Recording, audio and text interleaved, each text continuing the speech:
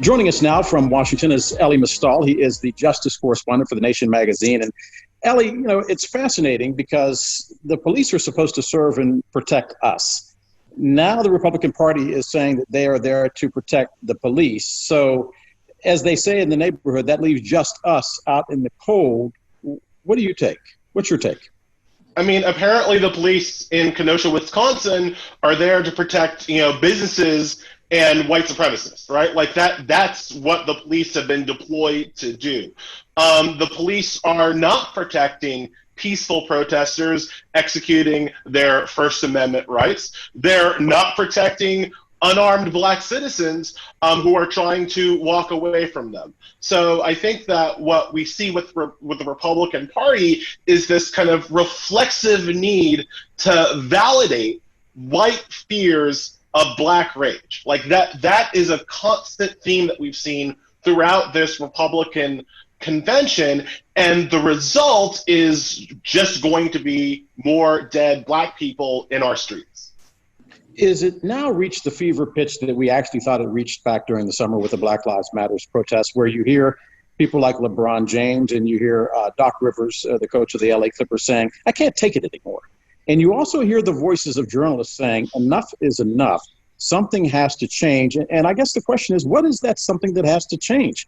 Because if the police are still doing what they did in Kenosha, Wisconsin, after the George Floyd incident, what will it take to change their attitude to say that you're not policing us the same way that you're policing them?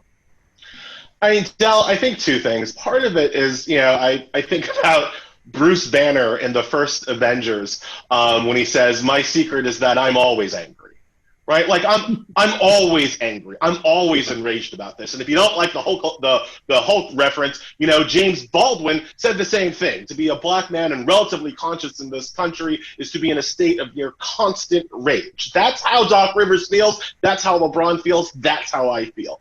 I think what's different right now, what the boiling point is right now, is that the part of Blackness in America that tells you to try to kind of, play nice around white folk and smile and, what that part is just since Donald Trump ripped off his mask, it's Black people are now willing to rip off their mask too. We're not cool with it. We're not okay with it. We don't want to just shut up and dribble. We don't want to play along with this oppressive system. So I think that's what we're hearing. In terms of what needs to change, the entire structure of American policing needs to change.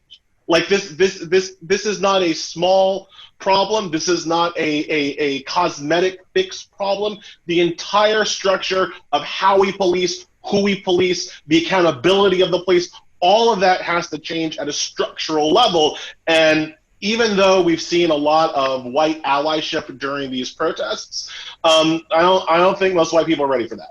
Like, I don't think most white people are ready to do what needs to be done to deal with the police. I want to take a deeper dive into Kenosha, because if anything showed the problem, it is what happened in Kenosha and what happened after the first protest broke out, which is here you have an African-American man who was shot in the back and paralyzed from the waist down following what was originally a domestic dispute, or at least that's the way the report came in. Then you have an armed vigilante approaching police with his gun, and they give him a drink of water before they arrest him without incident. No tackling him to the ground, no saying he had a weapon. This guy had a weapon. They're still trying to determine whether or not Jacob Blake had a weapon. So it really illustrates the discrepancies between the way they are treated and the way we are treated.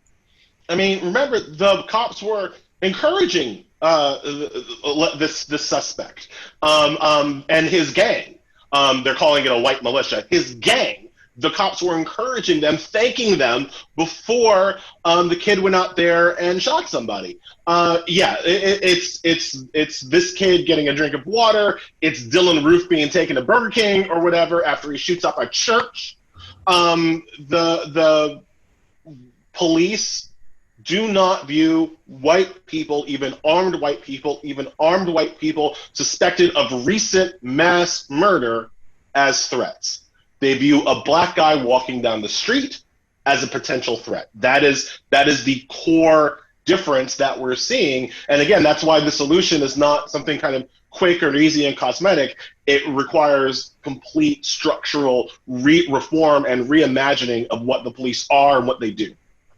But how do you hold on to the notion of complete reform without having one party saying, you want to get rid of the police altogether? You want to defund police, and the other party saying, no, that's not what we want to do. In other words, how do you get to the point of an enlightened conversation without both sides digging in trenches and staying there, and because they want to really exploit the vote? It's one of the problems with the modern Republican Party, honestly. Like I like to say that even though I'm a Democrat, I need a functional Republican Party, right? Like that, I need that to happen in order for things to work. And when the Republican Party ceases to work as a political party and turns itself into a cult of personality, that has, deleterious effects up and down the system, even for a person who would disagree with a functional Republican Party. What we're seeing with the police conversation is not at all different than what we see with the climate change conversation. Where you try to have a reasonable conversation about, carbon emission caps and blah, blah, blah, blah, and the Republicans say, they're trying to take away your cows. Like, you're dealing with people who aren't acting in good faith, and who think that, politically speaking, their best way to hold on to power is to disregard the conception of fact, not just the fact, like the conception that there are objective truths. So you're asking, Del, like, how do you get by when you have one party acting the way it does? You don't. You're at an impasse, right?